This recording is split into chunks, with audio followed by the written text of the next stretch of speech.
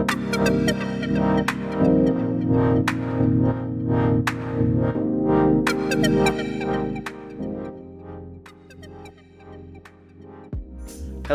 and welcome to Power ED, a Chat State podcast. I'm your host, Andy Burns, and I'm thrilled to have you join us today on this enlightened journey. Here at Chattanooga State Community College, we're not just about lectures and textbook. We're about people, our inspiring employees who are dedicated to empowering our students and our community. We'll explore our community members' unique paths, discover what drives them their passion for education, and uncover the incredible impact they have both inside and outside the classroom. So whether you're a current student, a fellow colleague, alumni, or just curious about what makes Chat State so great, you've come to the right place. Get ready to be inspired, to learn, and to truly be empowered. So today on this episode, we have the famous Bobby Meyer. So if you would like to introduce yourself and what you do here and what department you're from. I am department head for the sciences, and I've been here since 2005 teaching anatomy and physiology. So I do A&P1 and A&P2, and I'm the online lead teacher for those two. Wow, that's a lot. Yeah. That's a lot. What brought you to Chattanooga State? Like, how did you get to Chattanooga? We moved a lot. So my father was a chemical engineer, and we moved, going from one company to the next, always trying to go to kind of upgrade himself. And we lived in a lot of different places. I attended 13 different schools. Oh, wow. Yes. So that was difficult. Yeah. Because there were gaps in my education. And so I wasn't a straight A student because I was always playing catch up. And it was only once we were overseas and I had my last 3 years at the American School of The Hague in the Netherlands. Oh, wow. That kind of caught up with everything. Okay. And it was an excellent school because it wasn't just focused on, the courses that you took, but they did a lot of things with culture and visiting the museums and going to concerts as a whole.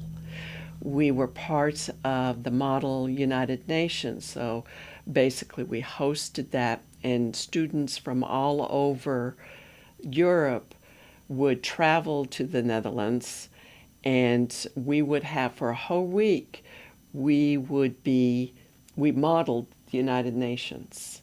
My mind is blown because I'm listening to you and I'm thinking about my own high school experience, and it was while I did enjoy it, I actually got bored at times because I was always thinking there was something else that we could have done. Mm-hmm. The other thing that was different was that it was kind of like a linear type of deal, meaning that if you stuck to a major, that's pretty much all you learned until you graduated and got accepted to whatever 4 you were going into. Just being able to have some artistic and political and world views to kind of go through that. Yeah. It makes sense now why you're so phenomenal. Right? I mean, because you bring your experiences, right? Yeah.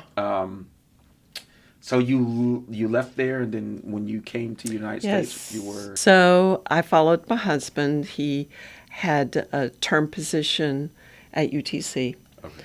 And so I looked at becoming an adjunct, and I was an adjunct here for general biology, and I was adjunct for general biology over at UTC. So I would teach a class here and then zip on over to UTC and teach there, and then I'd zip back over here and teach another class. So did that. I got a permanent position in North Georgia, and actually had the good fortune to apply here for a tenure track because they don't Okay. have tenure positions in Georgia, the technical schools. Okay. And so I applied here and got it. I was just thrilled. Wow. So started in 2005. Wow. That's amazing. And I'll tell you why it's amazing. When we ask other faculty members who would they most like to listen to, your name came up over and over. I know it may be a surprise, but when we also talked about the different things that go on campus and someone who has a very positive attitude, Alice Swerton used to always call your name. So this was a must. So thank you for being here. Um, so if I'm not mistaken, you did some research on 15-week courses? Well, most of the research is just based on my own experience by teaching, because we started out in A&P very traditional. We had separate lecture sections and lab sections, and very high withdrawal rates, low success rates. I could see that just looking at my attendance, you know, it seemed to be linked with attendance, that students did not want to, they get tired about halfway through and then you stop seeing them. Wow. And so we decided to do a little bit of a change, and we started making small cohorts. So we had 3 lectures that were linked to 5 labs. Okay. So basically, you had the same instructor for the 3 lectures. You didn't necessarily be teaching all of the labs.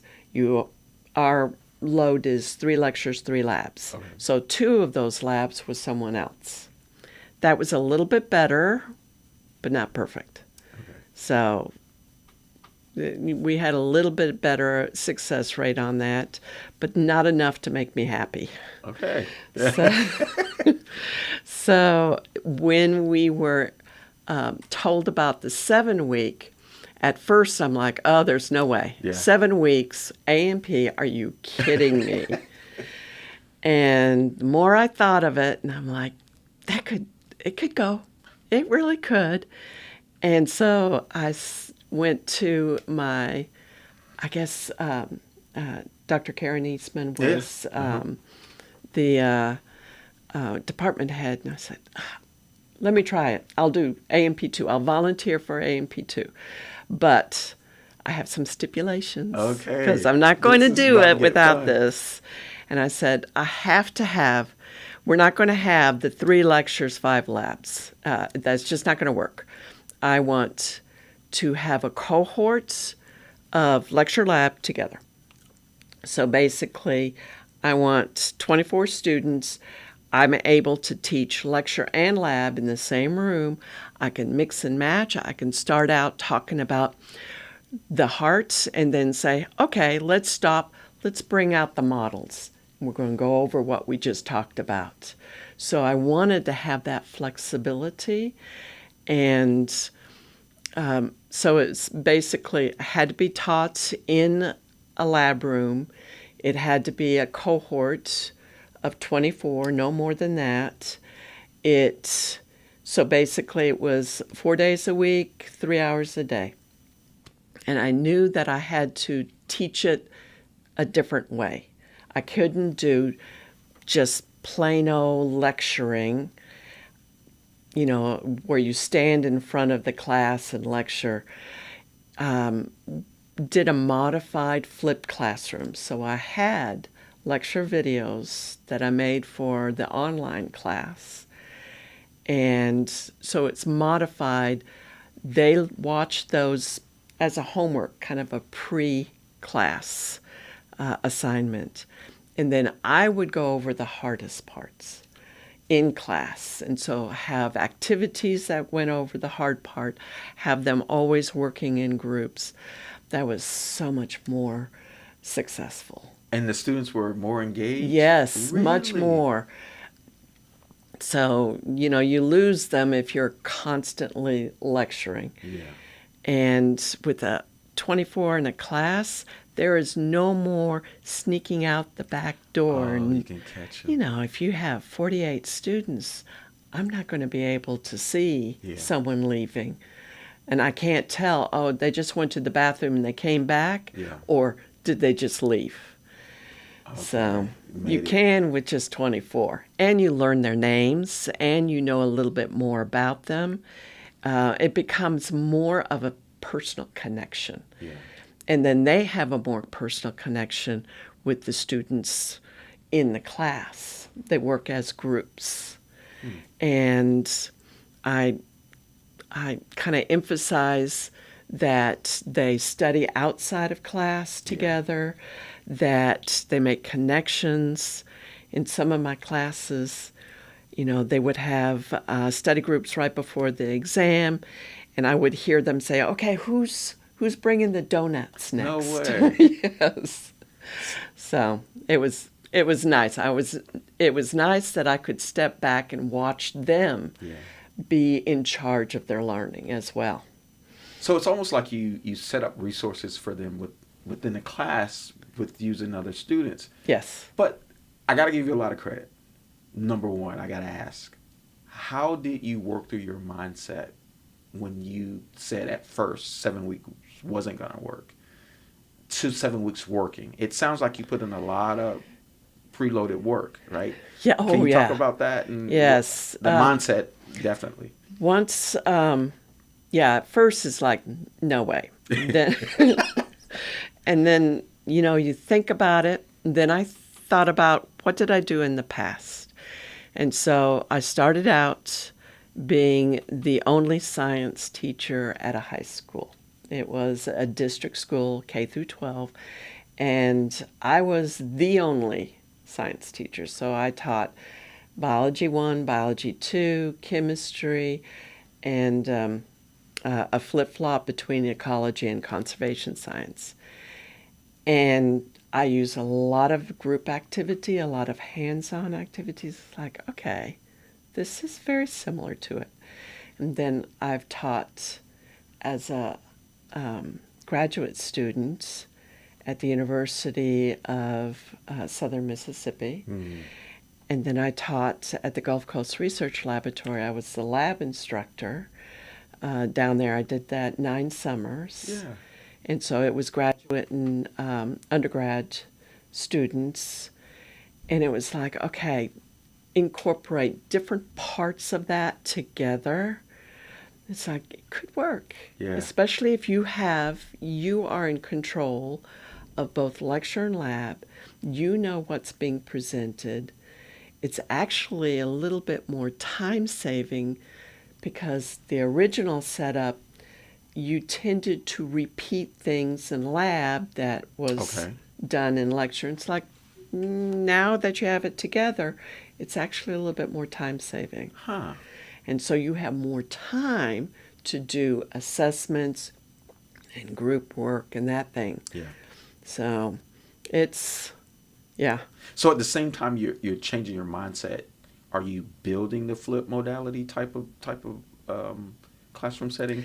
And how long were your videos initially when you were putting these together? Yes. So I put a lot of pre-work Okay. before I started the class because I wanted to have pretty much everything organized before I go in. Okay. So I made my schedule. I knew pretty much what I'm going to do every day. And this is before the classes start. There was no flying by the seat of your pants kind of thing. Yeah. I had to make sure that what we were teaching in the 7-week was going to be the same as what's in the 15-week. We don't shortchange them. Correct. And also, it's exactly the same as online. So we had to sit down. I talked with instructors, as many instructors as I could. What are the topics that we can eliminate that's too much, that we're only going superficial? Because a lot of times you are talking, when you're teaching, you go a mile wide but only an inch thick. Yeah, You've heard of yeah, I that? heard that before, yes. So let's look at what is the most important things that we need to discuss, and let's get rid of all of the extraneous stuff. Okay. So we did that. We cut out. That meant that I went on the online videos and adjusted every single one of those. And pretty much our tests were adjusted, and I have to give props to Dr. Evelyn Mobley because she worked a lot on that as well. Yeah. It wasn't just me. Yeah. So worked on this, got it down, and then once I figured out this is what we're going to talk, Evelyn actually adjusted all of the test banks, and so I knew pretty much what I was going to be testing on. And then I went on, all right, what are the quizzes that I'm going to make? Mm-hmm. And then what is the topics? What are the activities I'm going to do? Yeah. And so everything just follows along before I even got into the classroom. Yeah. And that was nice because once you're in the classroom and you have a guideline, then you can be flexible. It's like, okay, I know I need to go over this, but I got to change something around just based on my class. Okay. There were times that, when it rains in Chattanooga, there's going to be an accident out there. Absolutely. And your students can't get in on time. Yeah. So it's fine. Switch it around. The assessment is going to be at the end of class. Yeah. So I like that flexibility. Mm-hmm. The students like that flexibility. They feel like they've got to say, Yeah. That no, we're not going to be rigid, but you have to have an idea of what you're going to be doing anyway. Yeah. Before you even start. And I think that's why I love what I do, because I get to support so many experienced faculty members that have been leading the way for years. And I think what gets me excited is I get to be able to help tell your story and then highlight some of the wonderful things that you all do.